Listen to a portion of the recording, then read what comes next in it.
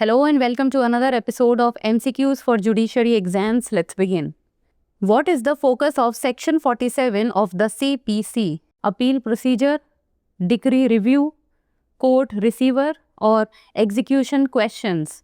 The correct answer is option D, execution questions.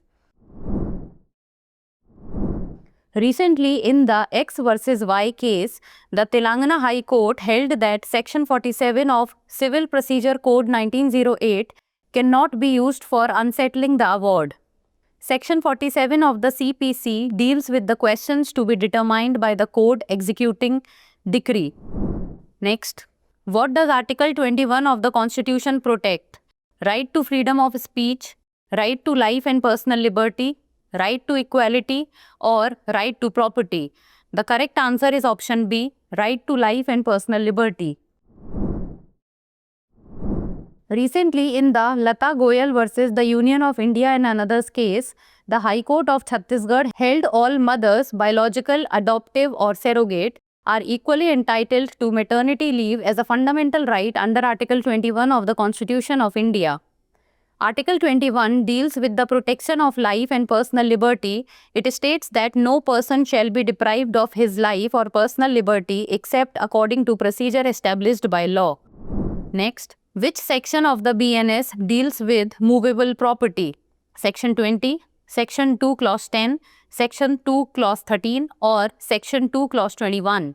The correct answer is option D, Section 2 Clause 21. Section 2, Clause 21 of the Bharatiya Nyaya Sanhita defines movable property. It includes property of any description except land and things attached to the earth or permanently fastened to it. Next, in BNSS, which section covers the procedure for handcuffing during an arrest? Section 35, Section 37, Section 43, or Section 51? The correct answer is option C. Section 43 of the Bharatiya Nagarik Suraksha Sanhita 2023 outlines the procedure for making an arrest. It specifies that an arrest can be made by touching or confining the person unless they submit to custody verbally or through action.